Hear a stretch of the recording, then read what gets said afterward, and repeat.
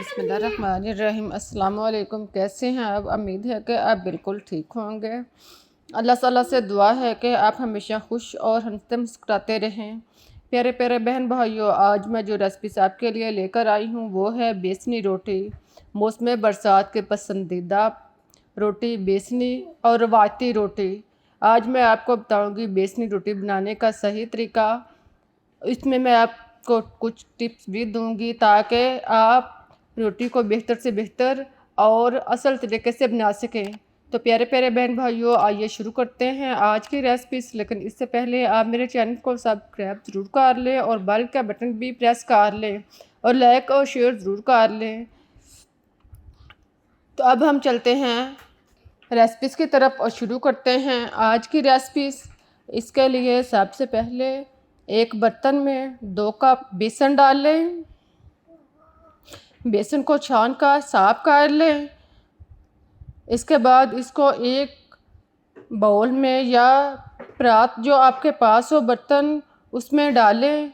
बेसन 2 कप डालने के बाद अब इसमें 1 कप गंदम का आटा, इसको भी छान कर साफ कर लें और फिर इसमें शामिल करें। दोनों आटों को यानी बेसन और आटा डालने के बाद इनको आपस में अच्छी तरह मिक्स कर लें। बेसन और आटे को अच्छी तरह मिक्स करने के बाद अब इसमें प्याज एक दरमियानी साइज का बारीक काट कर डालें। प्याज को काट कर नमक लगाकर अच्छी तरह धो लें और फिर इसमें डाल लें। नमक लगाकर धोने से रोटी जो है वो टूटेगी नहीं और बनाने में आसानी रहेगी और मज़ेदार भी बहुत होगी। इसके बाद इसमें हरी मिर्च बारीक कटी हुई 2 से 3 अदद शामिल करें। हरा धनिया 2 खाने के चम्मच इसमें शामिल करें। पुदीना 1 से 2 चम्मच बारीक काट कर इसमें शामिल करें। अब इसमें नमक 1 चम्मच जायके के मुताबिक शामिल करें। नमक डालने के बाद अब इसमें सुरख मिर्च पीसी हुई 1 चम्मच, या ये भी आप अपने टेस्ट के मुताबिक इस्तेमाल कर सकते हैं। अगर आप ज़्यादा पसंद करें तो ज़्यादा डाल सकते हैं, कम पसंद करें तो कम डाल सकते हैं। इसके बाद इसमें 1 चम्मच साबुत जीरा, इसको हाथ पर रखकर अच्छी तरह मिसल लें और फिर इसमें शामिल करें। अब इसमें 1 चम्मच खुश्क धनिया, इसको अच्छी तरह पीस लें और फिर इसमें शामिल करें। खुश्क धनिया डालने के बाद अब इसमें अनारदाना 1 चम्मच, इसको अच्छी तरह कूट लें यानी पीस लें और फिर इसको इसमें शामिल करें। अगर आप इसको साबुत इस्तेमाल करेंगे तो इससे रोटी फट जाएगी और बनाने में मुश्किल होगी, इसलिए इसे पीस कर इस्तेमाल करें। अब इसमें हल्दी आधा चम्मच पीसी हुई डाल लें। इसके बाद इसमें 2 से 3 चम्मच ऑयल शामिल करें। इन सब को डालने के बाद अब इसको आटे में अच्छी तरह हाथ के साथ मिक्स करें। सारे मसाला जात को आटे में अच्छी तरह मिक्स करने के बाद अब 1 से 1.5 प्याली दूध लें। अब इसमें दूध में 1 चम्मच चीनी शामिल करें और इसको दूध में खूब अच्छी तरह हल कर लें। चीनी को दूध में अच्छी तरह मिक्स करने के बाद अब इसके साथ आटा गूंदना शुरू कर दें। ज़रूरत के मुताबिक साथ साथ इसमें दूध डालते जाएं और साथ साथ आटा जो है वो गूंदते जाएं। बेसन के आटे को आम आटे की तरह गूंद लें। इसको खूब अच्छी तरह हाथों से मल मल के गूंदें। जितना अच्छा आप इसको गूंदेंगे रोटी इतनी अच्छी बने।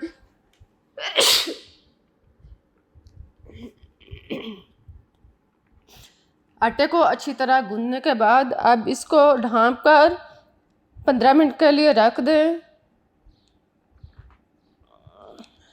आटे को 15 मिनट के लिए रखने के बाद अब इसको थोड़ा सा आटा लें और इसका छोटे छोटे पेड़े बनाते जाएं।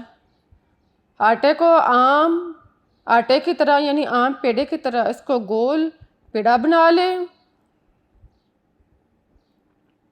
पेड़ा बनाने के बाद अब इसको खुश्क आटे में दोनों साइड से रोल करें।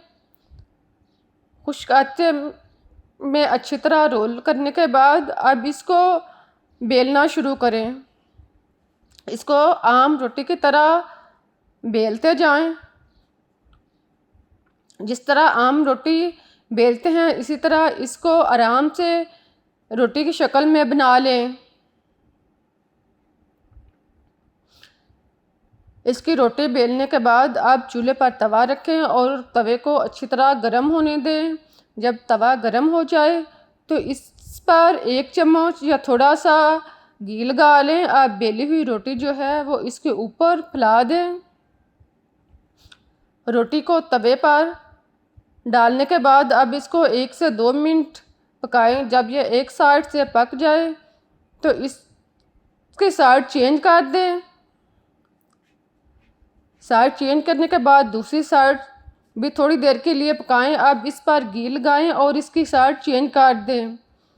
घी लगाने के बाद और साइड चेंज करने के बाद इसको आहिस्ता आहिस्ता तवे पर घुमाते जाएं ताकि घी जो है वो अंदर तक इसमें रच बस जाए और रोटी जो है वो घी में सुर्ख हो। जितनी देर रोटी घी में पकेगी इतनी ही मज़े की और लजीज होगी। आप दूसरी साइड से रोटी की साइड चेंज करें और इस साइड से पर भी घी लगाएं। दोनों साइड घी में अच्छी तरह रोल करने के बाद अब जब दोनों साइड से रोटी जो है वो पक चुकी है, ब्राउन हो चुकी है, तो इसको उतार लें। हमारी बेसन की मज़ेदार और लजीज रोटी तैयार हो चुकी है। इसी तरह सारे पराठे तैयार कर लें। अब मैं आपको तोड़ कर दिखाती हूँ। देखें अंदर तक ये पकी हुई है। अब आप इसको रवायत के मुताबिक देसी घी मक्खन ऊपर रख कर मज़े के साथ खाएं।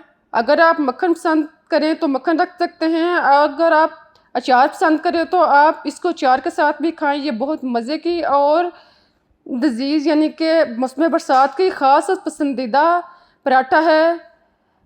आई होप कि आपको ये रोटी पसंद आई होगी। अब मुझे इजाज़त दें। अल्लाह हाफिज़।